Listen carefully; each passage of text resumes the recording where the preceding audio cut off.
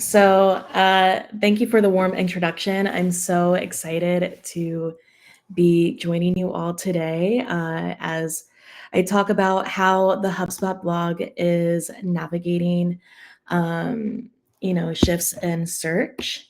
Sorry, Amanda. I think we might have lost your audio. Can you hear me?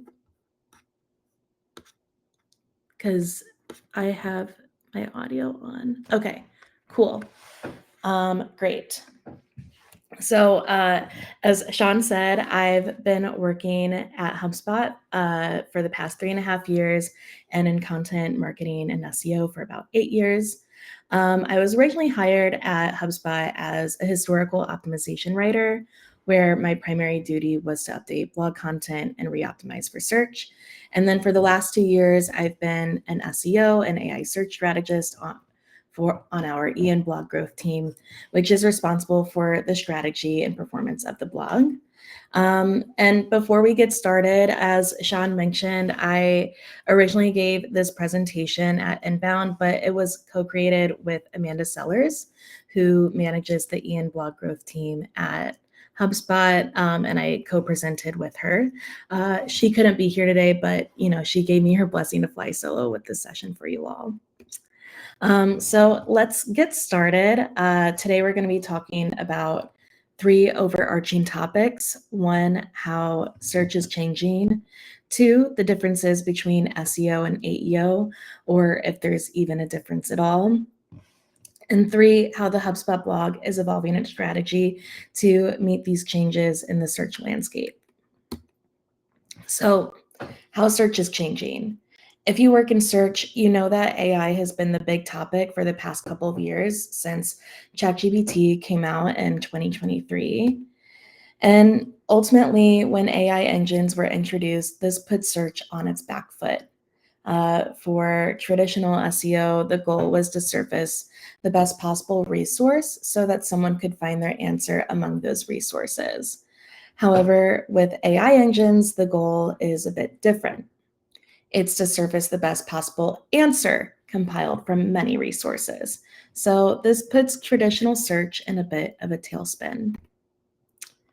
Search engines, particularly Google, were pressured to roll out more AI features to increase value for users, especially as people started adopting those AI technologies for discovering information. For example, Google has rolled out AI overviews, which is a generated answer at the top of the search engine results pages. You've probably seen them by now, above, the traditional resources that it surfaces for users. And then more recently, they also rolled out AI mode, which is an entirely generative experience and could someday even become the default search engine experience on Google. So, with all these AI feature rollouts, we have seen fewer clicks over time.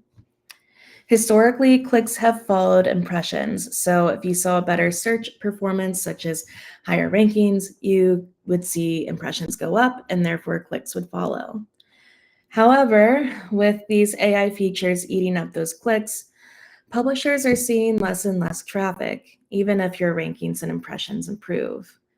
SEO Darwin Santos coined this term the Great Decoupling to refer to the divergence between impressions and clicks, which you can see happening on this graph taken from HubSpot Search Console earlier this year. So yeah, even the HubSpot blog isn't immune to this. And you can also think of this phenomenon as an alligator mouth. One, because it kind of looks like an alligator mouth. It's, the dips, kind of look like teeth, but also AI features are eating into the click-through rates that publishers have historically expected. Therefore, we can conclude that as AI features roll out and AI engines become an emerging channel, we need to understand user behavior changes and capitalize them while protecting our existing demand. Optimizing for AI is a practice that at HubSpot we're calling AI Engine Optimization, or AEO. Although you may have heard this referred to as AIEO, GEO, and other acronyms that are floating around on the web. However, Many SEOs don't even think that AEO is even a new practice. So, there's debate about the name, but there's also debate about strategy. Does SEO strategy even need to change? Strategists everywhere are debating whether or not AEO is just another facet of good SEO. And we actually had this debate at our team offsite over the summer. We did an activity where we put a bunch of tactics on note cards and had all of our strategists debating which tactics were SEO, which were AEO, and which were both. The end result was that every strategist on our team had a different perspective. So this is very much an evolving space, and we don't have all the answers yet. And that is okay, because what we do know is that the buyer's journey is still the same.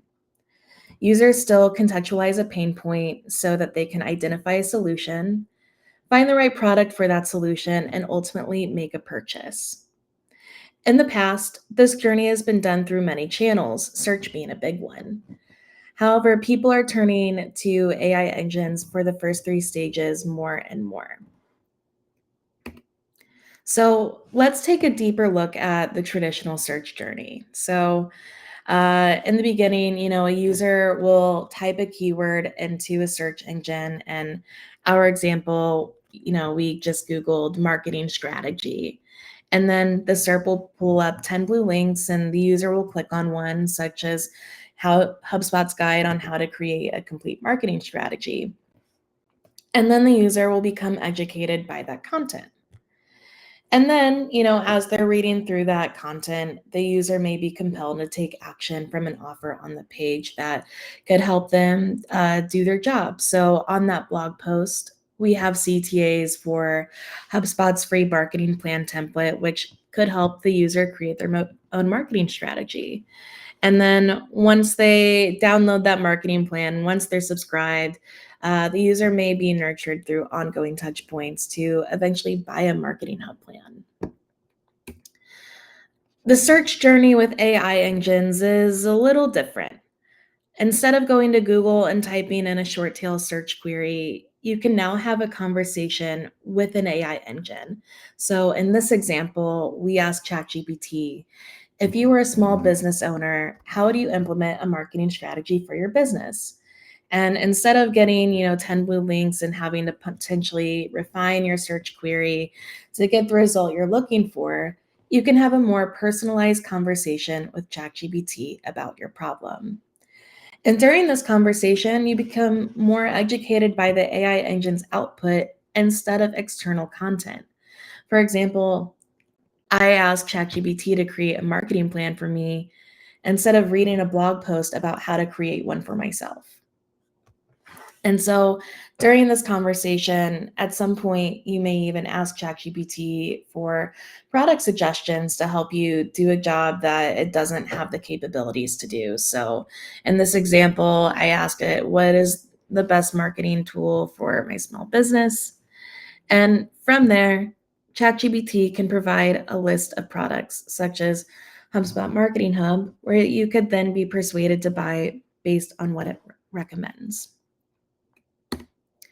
So to summarize these differences with, traditional search engines, you have simplified search queries that require manual research and comparison.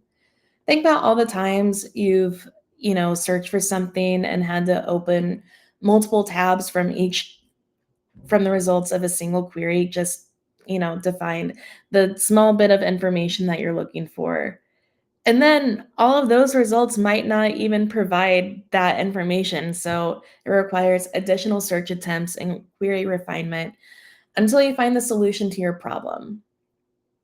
Then you have AI engines that allow you to input specific natural language queries. You can have a conversation with it and ask follow-up questions. AI engines can also provide personalized results and evaluations based on the problem specified in your conversation. Because of this disruption in the search journey, blog audiences are expanding from only humans to humans and AI. Traditionally, a human would come across your blog, read your content, take away the information they need, and hopefully eventually make a purchase. Now you can think of these changes in user behavior like a game of telephone, where you produce your blog content, an AI engine reads that content, and then relays that information back to human users. In order to adapt to these changes, we need to think strategically about how our blogs can influence humans and AI engines. So there are two main ways that we're evolving our approach on the HubSpot blog. One is the way we select topics and determine what to write about. And the other is how we design our content. So first, let's talk topic selection. One of the main ways that AI engines work is by using vector embeddings to model semantic associations. This is how it, quote, understands the meaning and relationships between words and concepts. I know this group is likely made up of a lot of content marketers or editorial professionals, so I hate to take you back to 8th grade algebra, but this is really the best analogy to talk about vector embeddings. So in algebra, we plot points on graphs, and the way that you do that is a point would have a value on the x-axis and a value on the y-axis. And together, those two values would be able to tell you where to place that point, thus giving it a point in its own two-dimensional space. And you can even measure the distance between points and understand their locations, what their locations are relative to each other. Now, AI functions very much the same way, except instead of 2 dimensions, there are about 3,000 to 4,000 dimensions or vectors for your average mid-size model. So essentially, AI engines understand the meaning and relationships between words and concepts mathematically, rather how we understand them intuitively. So our goal as search strategists becomes making our brands synonymous with their product category or categories. For example, we want the HubSpot brand to be synonymous with terms like CRM, marketing automation, or any of our other key products or categories that we offer to our customers.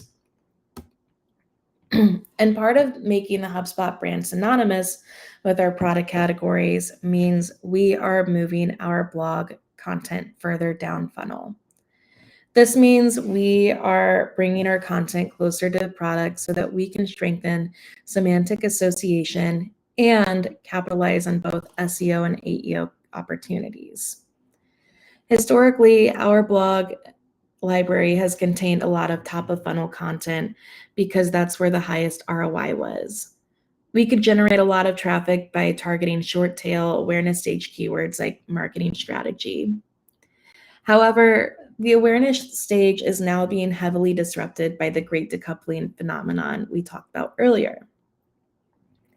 Now, it's more advantageous for us to move our content down funnel and target topics that are a little more semantically closer to our product offerings, such as marketing automation.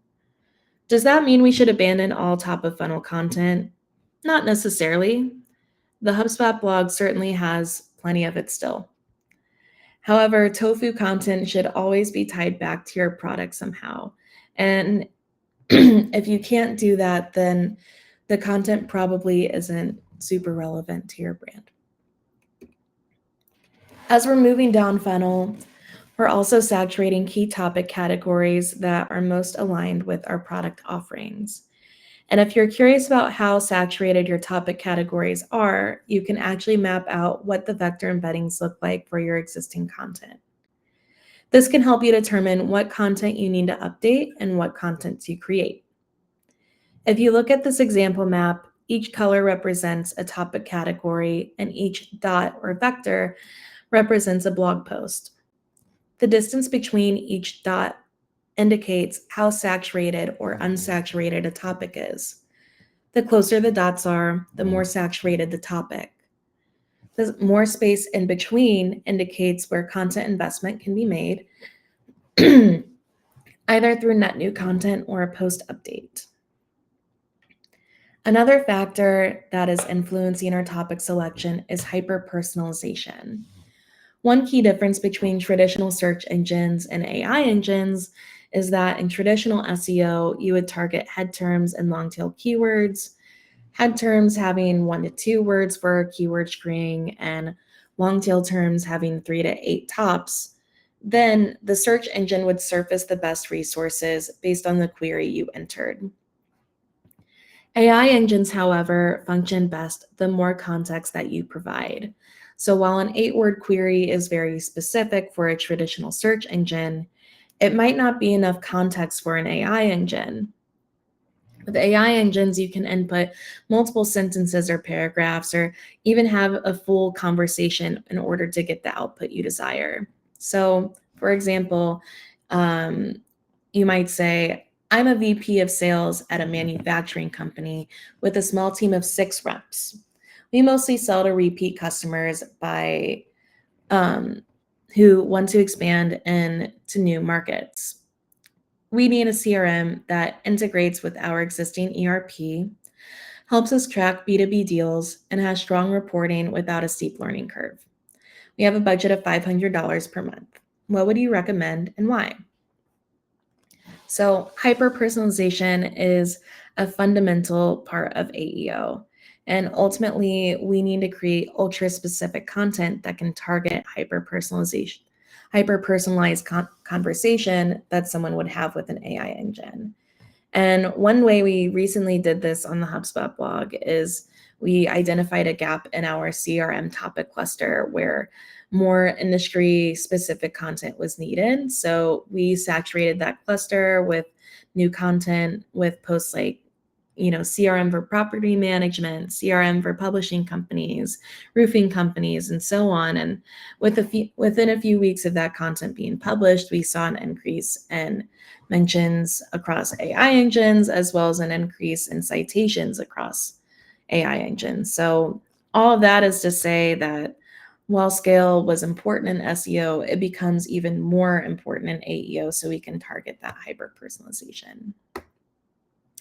So that was topic selection. The other thing we're thinking about is how our content design can help support AI engines parse through our content and relay information. So going back to that slight shift that was mentioned at the beginning of this presentation, traditional search engines best surface the best possible resource for a user's query. Google AI overviews and AI mode certainly blurred that line a little bit, but generally the blue links on your SERP is about finding the best thing to read that will hopefully answer a question you have or solve a problem. With AI engines, the goal is to generate the best answer for a user's prompt, and this subtle shift means that we need to understand how AI engines do that so we can target those systems and be able to represent our brands appropriately. So the first area we're thinking about is factual grounding. AI engines use factual grounding to align with verified external sources or structured data to ensure accuracy. It's less about telling a story and more about providing a factual, correct answer based on its training data. One of the best ways we can take that understanding of how AI engines work and then create content to make it easier is provide original data and research. Anytime an AI engine has a fact in its training data, it's probably going to want to go out and verify that fact with a statistic it can cite. So if we can provide original data and research, we can increase our chances of being cited in AI engine answers. So that begs the question, what is seen as authoritative and credible? There's a difference between traditional search engines and how AI engines think about credibility. Google, in particular, weighed authority and credibility based on EEAT signals. EEAT stands for experience, expertise, authority, and trustworthiness. And how you could send strong EEAT signals was by having writers with strong subject matter expertise, because then that expert could write an article that would be considered the best resource for that topic. Another signal would be anecdotes and first-person point of view. So having a human actually talk about their experience shows credibility. It's not just content that was created for the sole purpose of ranking, but rather to genuinely help users. Therefore, that was, a signal that could be seen as credible. Original data and expertise was also a strong EEAT signal for traditional search engines. All of these things together meant differentiated perspectives, which sent an authority and credibility signal to Google and would impact rankings. However, AI engines care more about factual grounding. What it does is it takes a look at the information it has been trained on and searches that information for contextual agreement, and looking at the recurrence of certain information to strengthen its understanding that something is a fact. And because they're looking for consensus, AI engines don't really care about stories that much. They just want the facts. But similar to traditional search engines, original data and research is also good for factual grounding just as much as it is for creating a differentiated perspective. All this combines that AI engines determine credibility through content that helps sway consensus. Still, there's something to be said about novelty and thought leadership. Both search engines and AI engines really do care about net new information gain, meaning how much new information is in a resource and what it can learn from your resource versus other resources. So with that in mind, strategists will need to find the right balance between consensus and novelty. AI engines favor widely corroborated information, so content will likely be used to sway the consensus. But that information gain, adding something new and useful an AI engine can't find anywhere else, is also a tactic that you can use to try and create citations to your brand.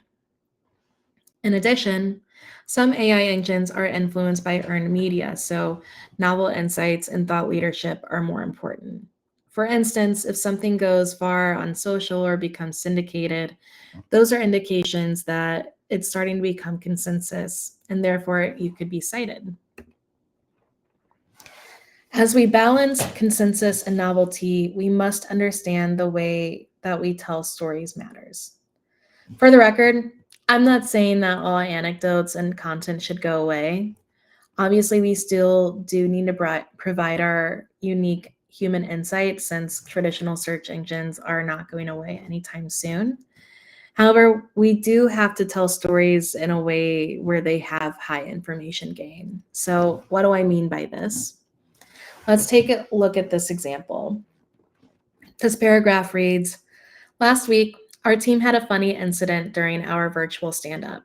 Alex's cat jumped on the keyboard and sent a random message in the chat. Everyone laughed, and we spent 5 minutes sharing pet stories instead of updates. It made the meeting more enjoyable, but we got less work done that morning." This is low information gain. It's an entertaining story, but it doesn't really teach a general principle or provide a widely applicable insight. And an AI engine is going to wonder what the point of the story was, since there's no measurable or structured knowledge for the model to use or relay onto its users. However, we can tell a very similar story or even the same story in a way that has high information gain. So this new example paragraph reads, "Studies show that short, structured virtual stand-ups improve remote team productivity. In our team, we tested this approach by limiting updates to 2 minutes per person and holding meetings at 9 a.m. One morning, a funny interruption with Alex's cat led to a 5-minute laugh, but the meeting still stayed within the 15-minute limit. Over the month, our average task completion rate increased by 12%, confirming that structured meetings can accommodate small interruptions without losing productivity."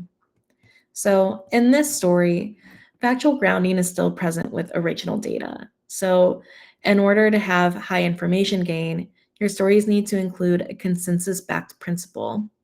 You need to prove a concrete example or outcome, and you need to add context and memorability without losing that semantic value.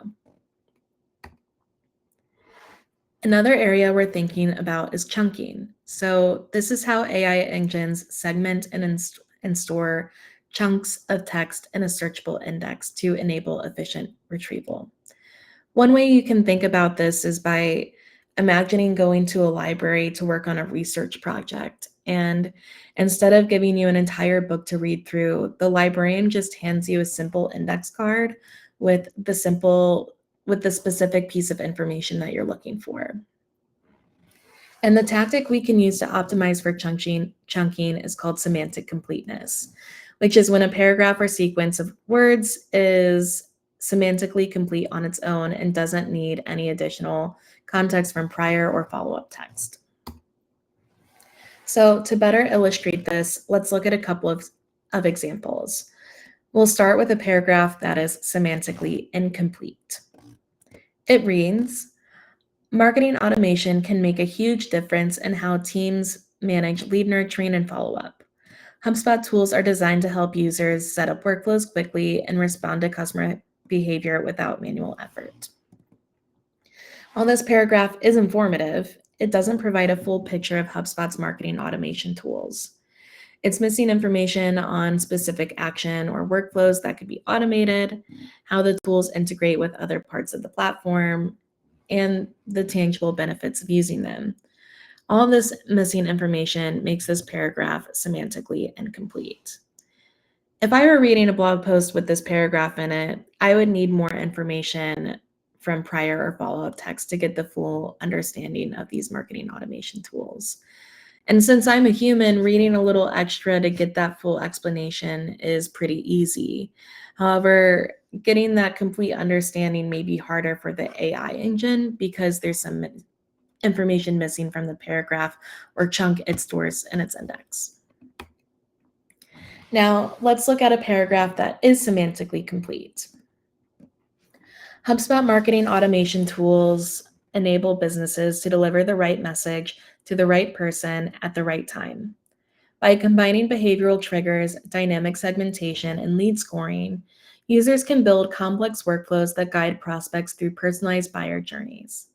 These automations are deeply integrated with HubSpot CRM and reporting tools, allowing teams to track performance across channels.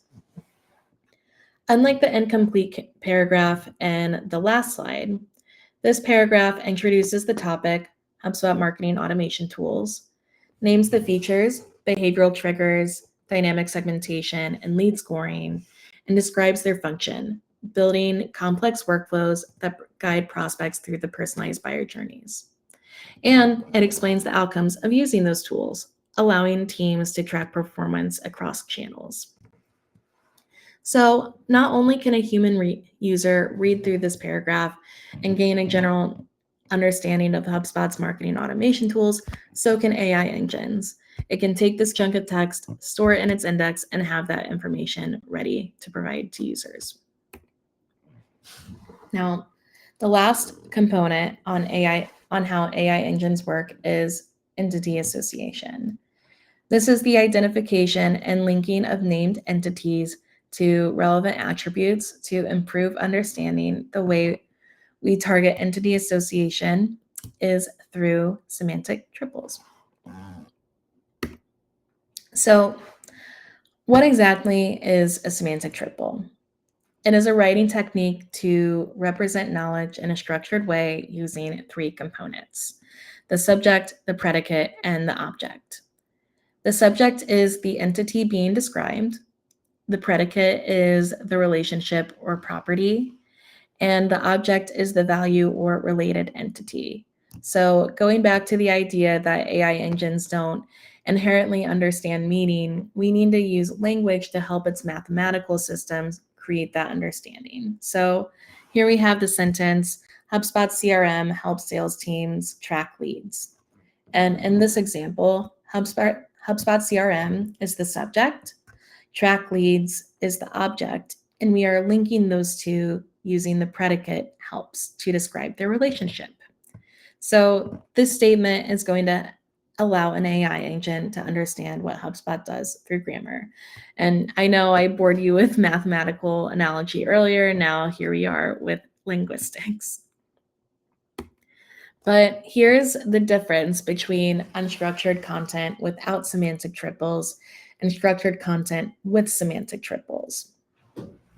On the left, the content reads with drag and drop functionality and intuitive interface. This tool makes it easier than ever to build beautiful campaigns. It's packed with features that help you automate follow-ups, personalize messages, and analyze performance, no coding necessary. There are a couple issues with this content in that it's unstructured.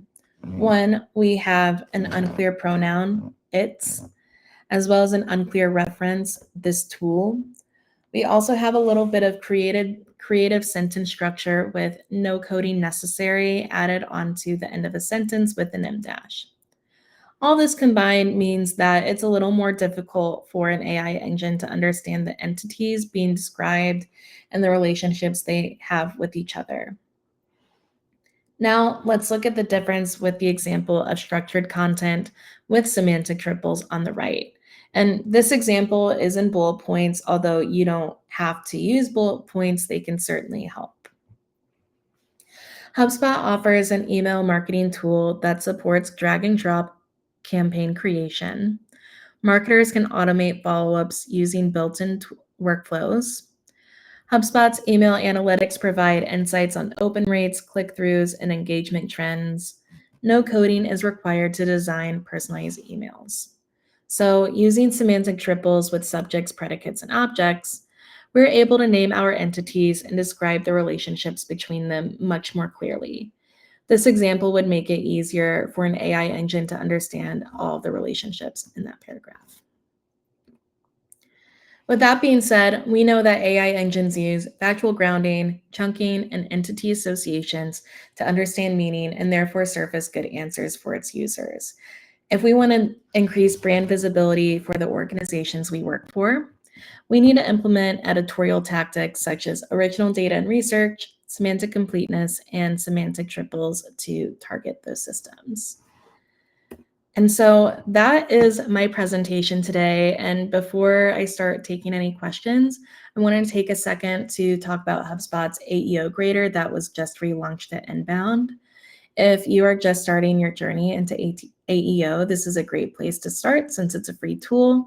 It can show you how your brand can appear in AI engines, show your competitors, as well as show the sentiment of answers about your brand. So you can go to this URL, HubSpot.com/AEO-Grader and try it out. And thank you so much. I'm happy to take any questions.